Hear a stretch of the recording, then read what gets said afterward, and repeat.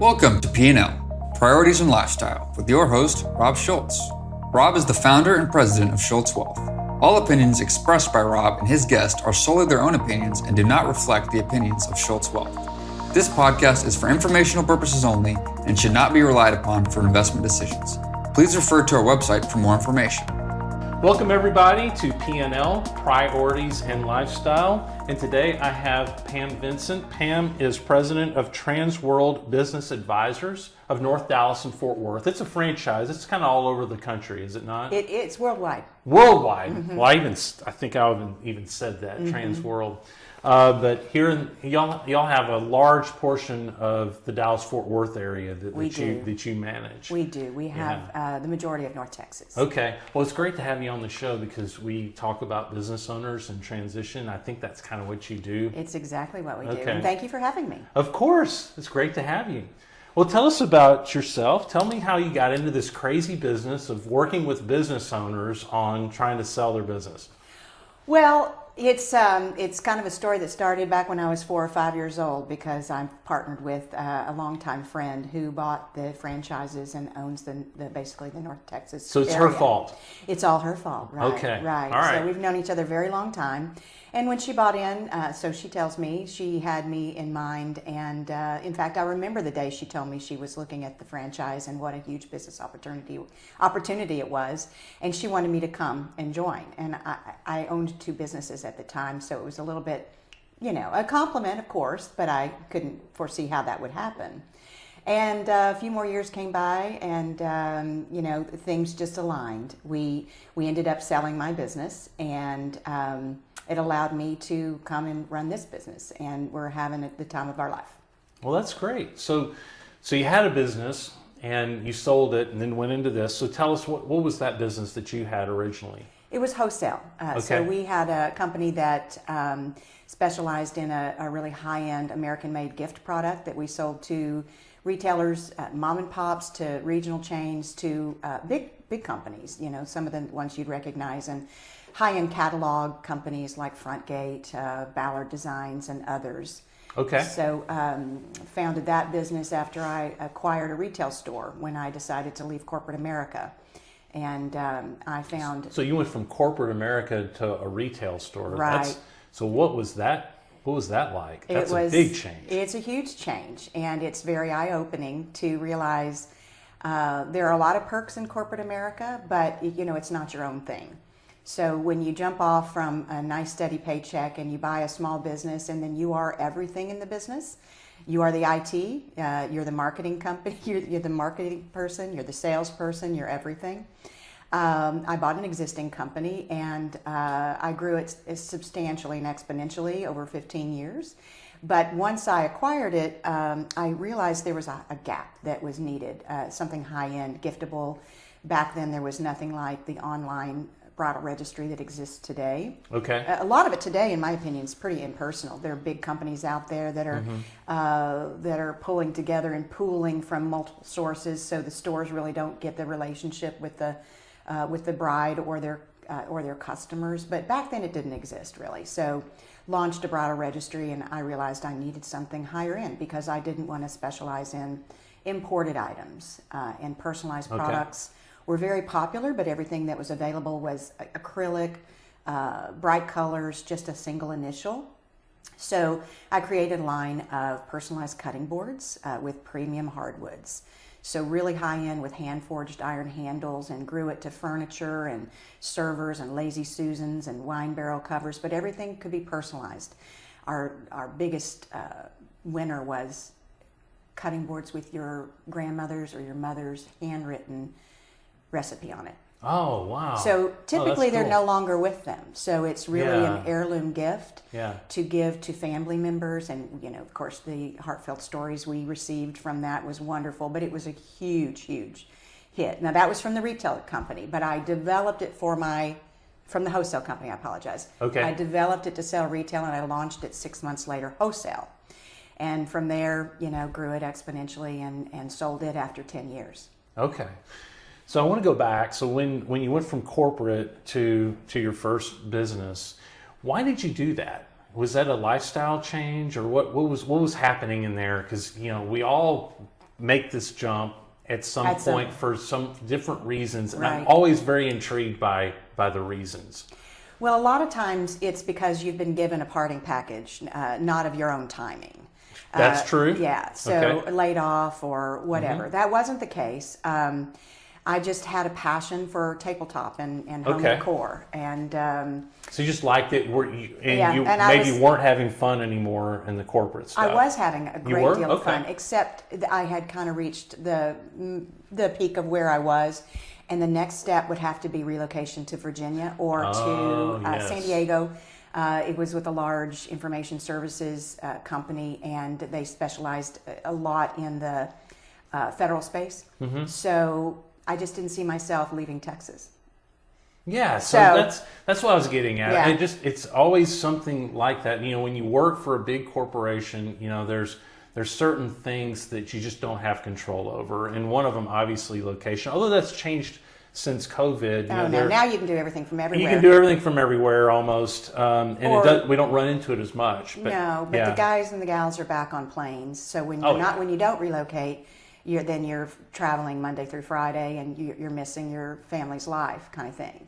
The other reason I left is because I was in a highly male-dominated industry, Okay. and I just wanted to do my own thing. Yeah. So saw an opportunity, bought a retail store in a very high-end, up-and-coming area in Plano, and had a ball at it, and put all my expertise of marketing and technology that I had, and we really made, many retail stores are extremely low tech.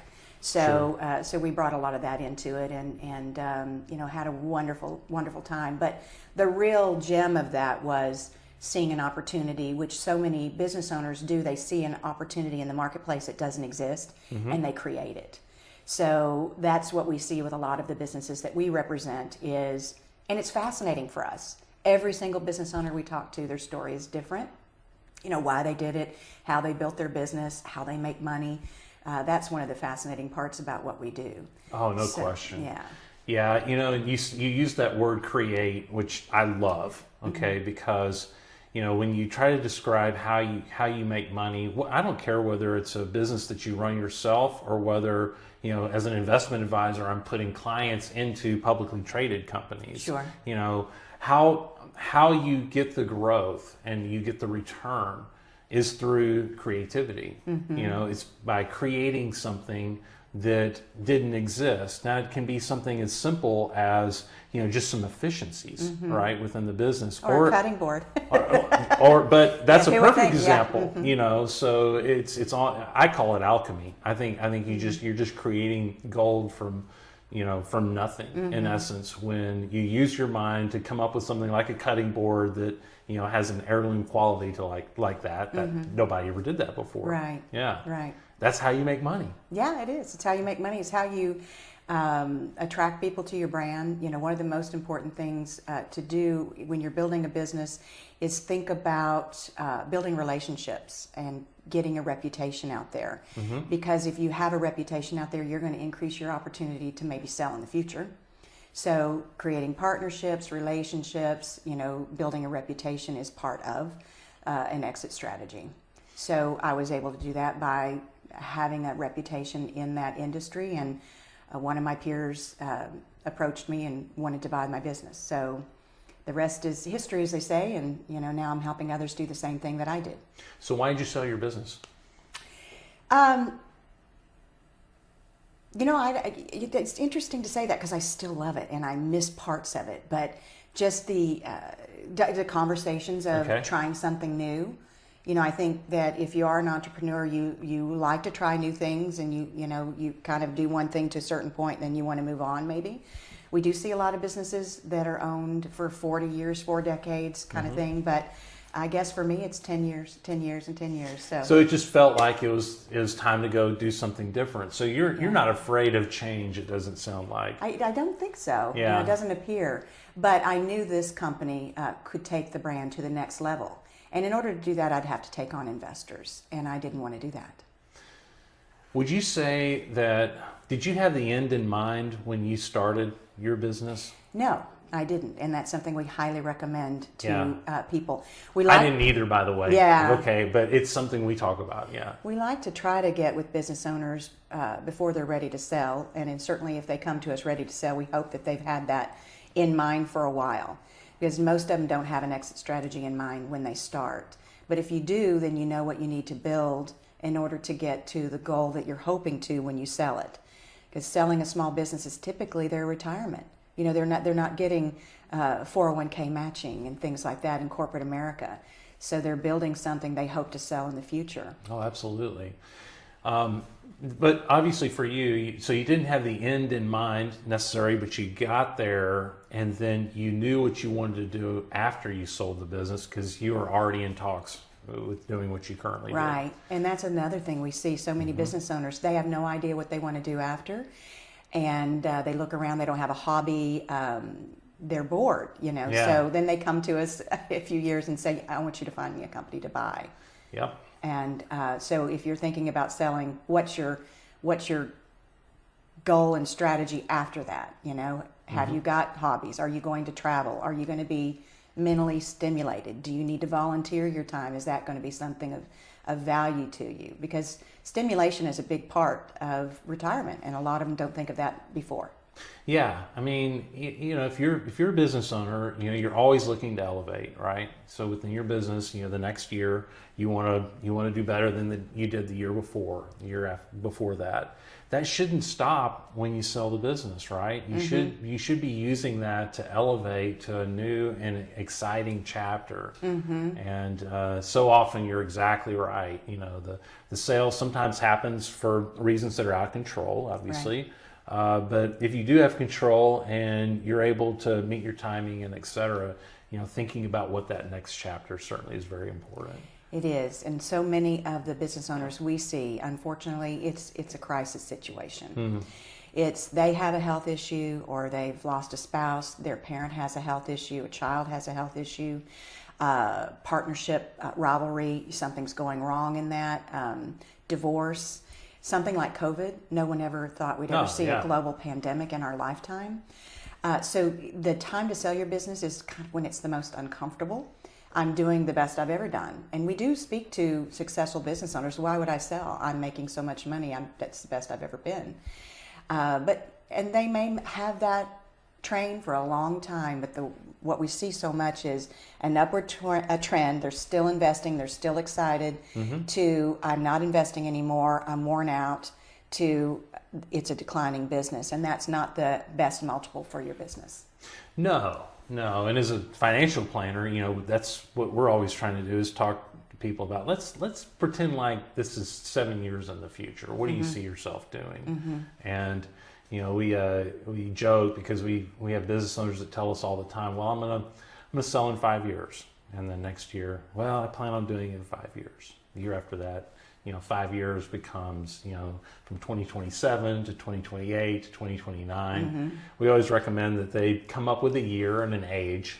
You know, it's like when I'm 62, I feel like something needs to be different. And, you know, I'm like 55 right now, so I should know what that is and I should be working on it right now, right? You absolutely should. Yeah. And the other thing we see is business owners don't set their business up properly to be able to leave and reduce buyers' concerns and risk. Okay, give me some examples of that. Well, most business owners love so much what they do, and they work, you know, like dogs, 24/7. Call it the blood, sweat, and tears, right? So they're so integral to the business. They have the client relationships. They have all the internal knowledge. So when they leave, can the business survive without them? That represents a lot of buyer risk. Because it's all in their brain. It's all in their brain, or they have the primary relationships. So as hard as it is, you need to build a business where you can afford good help. You need to hire and train trustworthy help. And the business needs to be able to run very smoothly if you're gone. If you go on a long vacation or you're not there every day. Because if the business is so dependent on you, buyer looks at that as I'm buying a job, and I don't necessarily want to buy a job. Now, some who leave corporate America do. They're looking to replace their income. Okay, so it's just I'm buying a job. But we see more and more buyers that are very astute. They know what they want. They do a lot of research in the marketplace. They want to buy a business that is a business that they can operate at this level, or even semi-absentee. So if it has a good team in place, they can get to that level and maybe buy another, right? Yeah. But if it's a job, then they're doing it 7 days a week, and they can't take a vacation, and they can't get above it unless they've got really good working capital and can invest it on it their own. But they'll be buying the business at this level, not what the business could be if they put all that effort into it. Okay, so that brings up a good point, because a lot of times when I would suspect when business owners get out of their current business, they're doing it because they feel like they can't take it to the next level that it goes, correct? And that's true in many, many cases. Yeah, and it makes sense. Mm-hmm. But at the same time, sometimes I think they feel like they want to be compensated for what the potential is at the next level. They always do. Yeah. We always think that our business is worth more than it's actually worth. Right. It should be worth the blood, sweat, and tears equation and my personal relationship and my emotional attachment to it. That's not the case. It's typically a financial scenario. It's based on numbers. Right. So, one way obviously and we're talking about the numbers, so trying to get it to the point. So, we talked about, having a good team and processes and so forth. Mm-hmm. What are some of the other things that they can be doing to make sure that they can get the best number that they can? Well, think about how you can reduce risk for a future owner, right? Right. And how can you show that the business is run well? So the other thing we see is books and records. It is so important to have good books and records, processes and infrastructure, documentation. But first and foremost, good books and records. If you want to sell your business, now's the time to start having clean books. So think about it at least 3 years in advance. Mm-hmm. Stop living out of the business to reduce your taxable income. It's extremely common in small business for business owners to expense their car. But a car is not necessarily needed to go to and from their retail store or their manufacturing business, right? Right. They write off quite a lot of things, and none of those things will the bank recognize. The other thing is they don't report cash, so that directly affects your valuation. It seems like that's a huge one. You could argue and say, well, I'm taking deductions that are allowed, for instance, within the corporation They're that maybe benefit me from a tax standpoint and so forth. And as long as I'm keeping good records on that, that's something that you can demonstrate and take into account for your calculation, right? Right. But cash that you don't, you don't report it. You it doesn't can't exist. Do that. No. Yeah, it doesn't exist. There are no records of that. Now, in today's world, I'm surprised there's a large cash portion in any business because Right. everybody lives on credit cards. But some businesses do have a large cash component. Sure. And let's just do a scenario. Let's say $300,000 in cash. That's a big number. And we are working with a business that has that much right now in cash not reported. And so that will affect the valuation by at least $1.2 million. By the multiple, correct. By a multiple. Yep. Yeah. Because So it doesn't exist. Explain that. That is, okay, talk through how, because you think, just this $50,000, but from the standpoint of the sale of the business, continue on that. Yeah. Tell us what you're talking about, because they need to understand this. So I talked earlier about the fact that it's a financial equation. Sure. So most businesses are sold on a multiple, and that means that your net income, and it's not EBITDA in large corporate business. That those are big deals. Like those are stock purchases. We do asset purchases primarily. Gotcha. So it's based on the net income. So that's your P&L, the very bottom line, right? And we have a recasting model that adds back the owner benefit. So that's what you mentioned a moment ago. Sure. These are the things that are okay to write off, so we can add them back. The bank may or may not agree with that, right? They're going to go on the tax return 99.9% of the time. The buyer can see that and be okay with that. They're just probably going to have to come to the table with a larger down payment. But they can see that buyer benefit is theirs if they choose to run the business that same way. So the SDE is what we call it, seller's discretionary earnings. That's the owner benefit, and then it typically is based on a multiplier depending on the industry. And that can range from 1.5 to 3. Sometimes you can get a higher multiple depending on how the barriers of there are to get into that market. How easy is it to replicate what you've done? And if you've set yourself in a business that's not super easy to replicate, you can get a higher multiple. There are other valuable things within a business that we can justify a higher multiple, certainly. But, around 3 times is typically standard.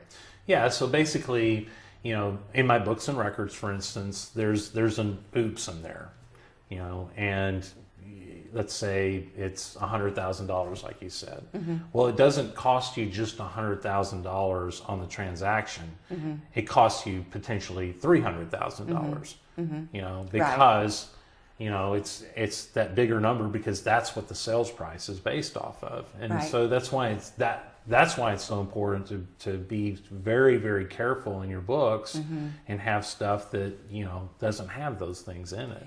Well, you can do the math, right? What was your tax rate? What was your tax bracket? What would it cost you to report that cash? Yeah. And see if that makes up for the loss in the sale price. Or from the standpoint of, what does it cost for me to, have a good controller or have an accountant be reviewing these and making sure that they're right. Right. And, on a multiple basis, it's a lot less than what the potential is of what you can make. Yeah, and that's really important, is to be thinking about that exit strategy before you need to or want to exit. Know what your business is worth. If you're looking to 5-10 years, what's it worth today? And know what your financial goals are. What do you think you need to live on if that's going to be your retirement, right? So then you need to be working toward that goal. Yeah. You need to be working toward growing the business, reinvesting in the business, hiring good help, improving your numbers, your margins. What are your net margins? What's your overhead? Lower the overhead. So that's one of the reasons that people who start a business and grow it to a certain point can't take it to the next level. They may not be a financial person. They were that idea person and that one who had the grit, but they're not the person that can get the business turned to a multi-million-dollar business, right? So that's why a lot of them sell. They've reached really the top, and we highly recommend they do that when they're here, not here. Right. And that top, represents something that, like you said, is meaningful for them from a personal standpoint. Most business owners are goal-oriented. They get it. It seems like as they build their business, but a lot of times they lose that when they get ready to sell because it's just such a different animal from running the business. It certainly is, and that's why you hire a professional. Yeah. Because you're really good at what you do day to day, but it could be a giant distraction to try to list your business yourself, try to sell it yourself. Typically, the news gets out of businesses for sale because a business owner tells a neighbor, or tells their daughter, who tells her friend, who tells the neighbor. So it's really important that you hire somebody that can coach you, that works on a very confidential basis in how they market your business, who they talk to about the business, and ensure non-disclosures, and can work that process for you. It's a pretty complicated process, and it's not something you know how to do inertly. You know how to run your business. You don't know how to sell a business. And it can be pretty emotional. Oh, for sure. It's a high and low. Somebody's looking at my business now, they're not interested. Well, you take it personally, yes. Because they're looking at your baby and they're telling your baby's ugly. Yeah. And it's just that's so hurtful. It is. It's devastating. It's devastating. What do you mean no one wants to buy my business? It's a hard lesson to learn. Now, what do I need to do to make this baby more appealing? Yeah. The other thing we coach is, please do not take your foot off the gas. Keep your eye on the prize. Run the business. Don't let it start to slide. We've seen that while we're under contract. It's going to sell. I can start taking more vacation, and the numbers start to slide. That directly affects what we can sell your business for. How long is it taking on these? Because y'all do a lot of transactions. Yes. How long does it normally take from LOI to close, for instance, on these? Huge. Well, LOI to close can vary, but just from listing to close can be 8 to 9 to 12 months. Sure. That's industry average. It's not Transworld. We're certainly above average in that regard. We close deals very regularly, but some deals are tougher to close. Some deals take longer. Bigger deals take longer.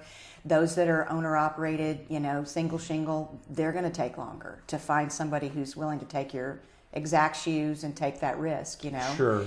But then let's say that you find a buyer, y'all vetted it, and it looks like this is what you want to do, and you kind of have that initial agreement. How long does it take from that point to kind of close, and kind of tell us what maybe goes on? The longer it takes, the statistics reduce in closing the business. For sure.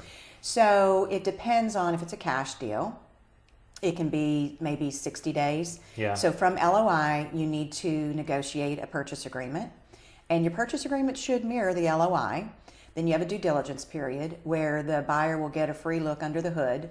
So they need to be able to vet all the numbers that have been presented to them. Again, a reason why you want to have really good books and records. So once the due diligence is done, then if it's not cash, then we have landlords. They can take time. And then, of course, funding. SBA financing can take 45 to 90 days. Yeah. There was a huge backlog due to the COVID and, the EIDL and the PPP. Oh, I can imagine. So, it's improved, but it's never a fast process when you're going through the SBA process. Okay. And most buyers love to do the SBA loans. Sure. Absolutely. That makes sense. Okay. So, and then in this due diligence process, talk to us a little bit about, on the transactions you see, about the retrade, about, kind of what goes on with respect to, maybe they're coming back and saying, hey, this doesn't, they start poking holes in things. Right. Trying to renegotiate downward. Mm-hmm. That's tough to do. Your seller's sold on that amount. So you really have to manage that process and educate both parties. And try to avoid those landmines early on. Are there any gotchas in this balance sheet? Now, by the way, we are not CPAs, we're not attorneys, so we are not auditing their books. Right. So we're taking it upon their word, and it's up to the buyer to do due diligence and get the right mentors, if they don't have them, to help them look at that. Get their own attorney, their own CPA to help them review those books. But it's important to understand what are the line-on GL items under these things. Are they making sense? You can see where maybe some KPIs are out of alignment. That might be an opportunity they see.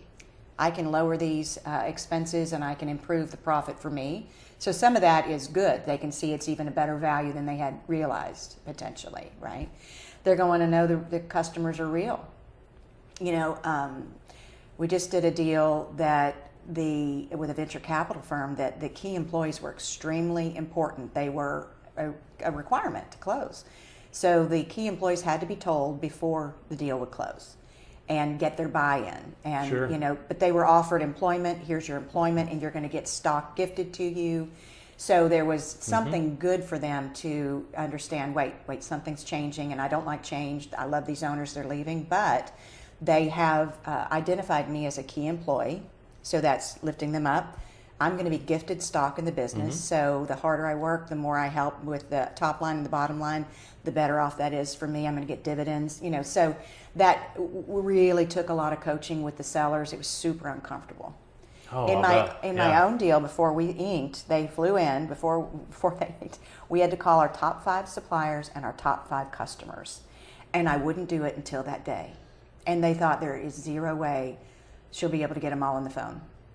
So we won't close today. We're going to close when we talk to 10. We're going to close when we talk to 10. I got them all on the phone, thank goodness. Oh, wow. And we were able to ink that day and celebrate that night during COVID. So we didn't go out, we got takeout. Right. Oh my gosh. So it can really come down to the wire. Yeah, nail biting. Yeah, it can be very stressful. Yeah. But when you get to the closing table and the money gets wired, it's a good feeling all around. Especially for us, our motto is we love to do good deals for good people. And when you see the chance that they're able to retire, we recently worked on a deal that sold the real estate and the business. They've already sold their home. They're living temporarily with their daughter, but when they finish the management consulting, they're moving to their land in the Panhandle. And they're going to start traveling because, working 5 days a week with few vacations, you don't really get a chance. So that was their goal. Their end goal in mind is to be able to travel. And the seller had already had a couple of health scares. Yeah. So, it was time. The business had grown to a point where it got too big. Yeah. They needed to sell and move on and enjoy life. Great. Yeah, that's fun. So tell me a little bit about the buyers that you see on these transactions. You already kind of mentioned that some of them come out of corporate America and are looking to, well, kind of do what you did. Right. You know, kind of change some things up and take more control over their destiny. Right. What were some of the other buyers that you kind of see? Well, let me just talk on that just a minute. Sure. We've seen a little change. So I said before, don't try to sell a job, because so many are not interested in that. Yeah. Because of COVID, there's still so much remote working. We're seeing a lot of buyers who want to buy a business but want to keep their day job. Oh yeah. You know, so they're going to keep working, but they're going to own this business. Yeah, and if they can do that on the side before they decide to, leave, then they've just got more nest egg, right? They've kept their cash flow going from that. They've got a cash flow coming from this. So they're not, unless they're forced and laid off, they want to buy a business that's somewhat semi-absentee or has good management place,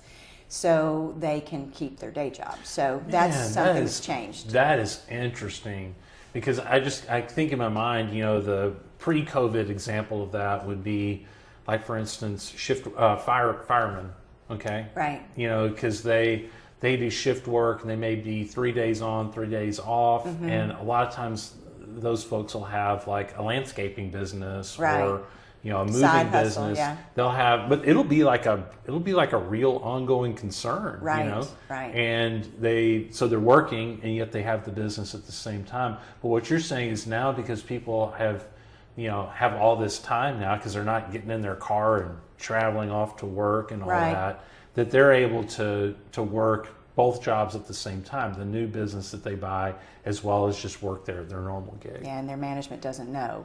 Well, yeah, because some of that's going to be during working hours, yeah, probably. Some of it is during working hours. Okay. So they don't see they're not counting the folks in the chairs anymore, because they're not coming in. Yeah. That model is shifting. We'll see where that goes. Yeah. It always ebbs and flows. But the other buyers, we're seeing a lot of strategic buyers looking to acquire through acquisition. Okay. And that's something we actively seek with our sellers.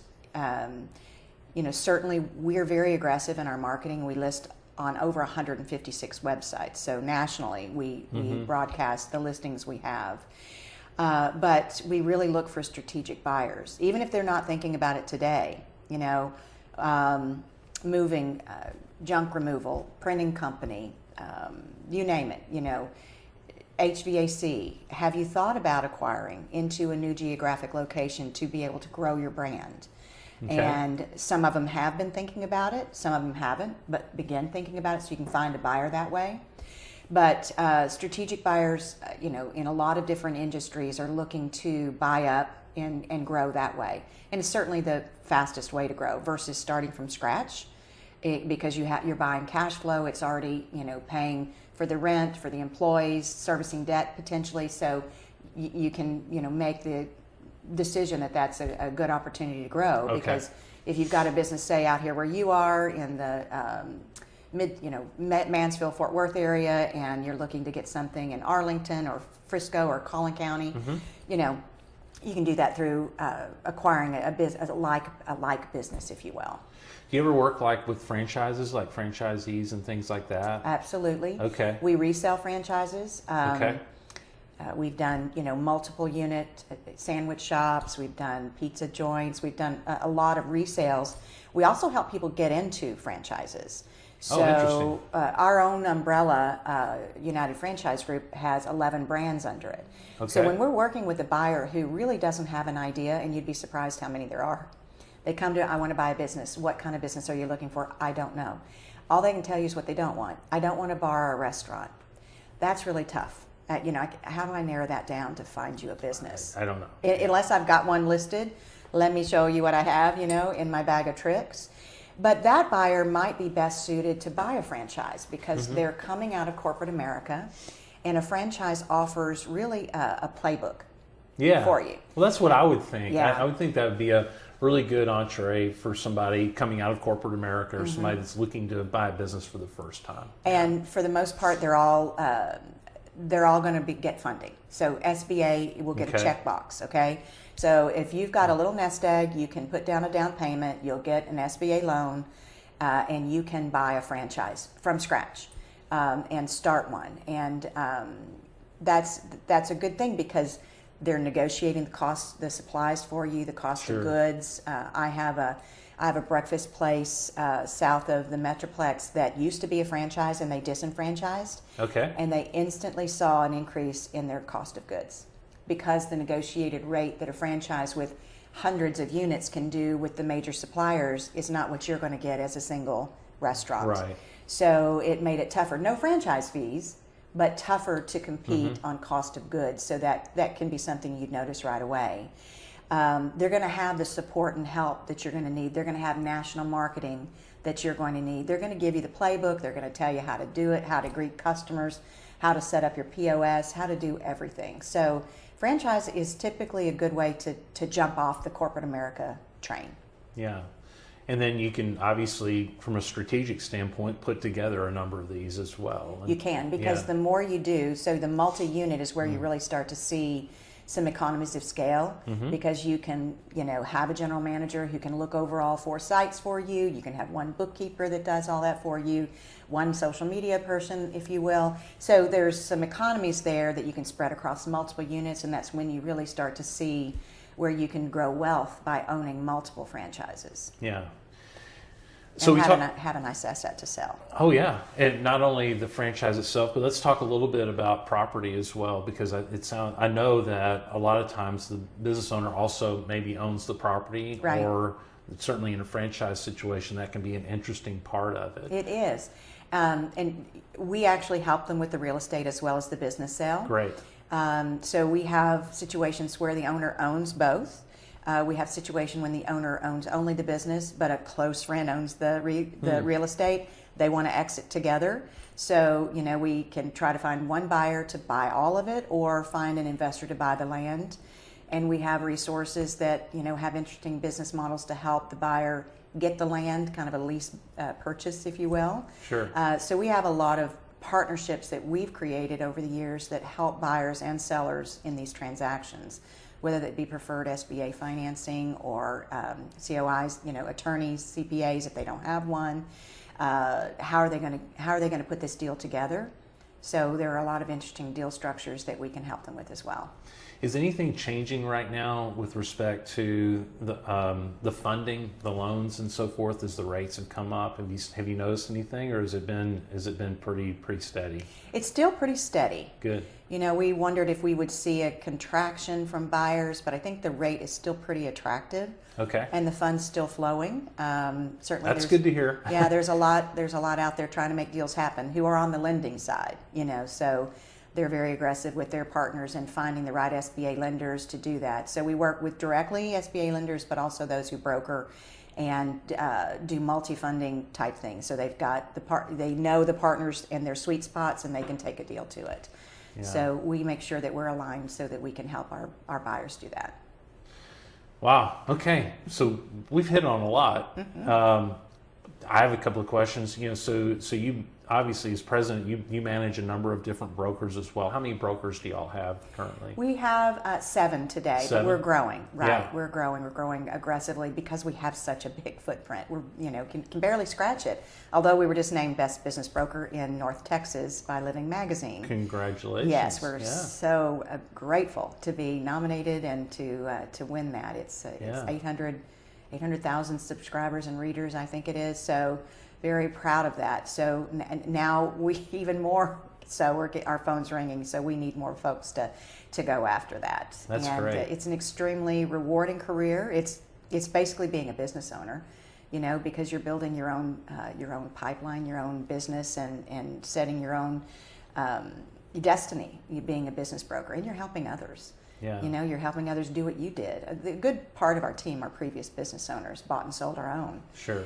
Just like you. Just like me. Yeah. Just like me. Yeah. So you're having fun then. Having a great time. Yeah. Great. One of my favorite things, of course, is closing and helping them realize that, but it's just meeting the new business owners. Yeah. And building that rapport and understanding what their goals are and what they've done to build their business and helping them understand the process and building those relationships. I know that's a big part of what you do too. Oh, no question. Definitely service, right? In the service industry, it's all about the people, no question. If we do the right thing will happen. Yeah, it just works out. Yeah, that's good. Okay, so the next question. So whose Labrador Retriever is bigger, you think, yours or mine? Mine. How big is yours? He's at least 95 pounds. Okay, I think they're about the same. Really? I think Remy is probably 90 to 95 pounds. Yeah. Well, I may be, he's male, and he doesn't need me to lie about his age, but us girls, we might be a little under on that. Yeah. My husband keeps saying, he looks fat, we need to, put him on a diet. So I cut back this much in his cup because, Mommy loves him. Yeah. He's a lover. He's our 5th lab, and we are big lab people, and he's our biggest. Oh yeah, we are too. I've hunted them in the past and so forth. Wait, you've hunted labs? Oh yeah. Or you've gone hunting with them? Well, gone hunting with them, yes. But ours is so big. He's not fat. He's just huge. Yeah. He's so big that you can't even really discipline him. I mean, because he thinks it's fun. Yeah. Oh, he's the same. Has he met Jake? Oh, maybe. Yeah, I don't know. Jake, we adopted during COVID, and he was 4. We had lost 2 labs literally the same day the year before. Wow.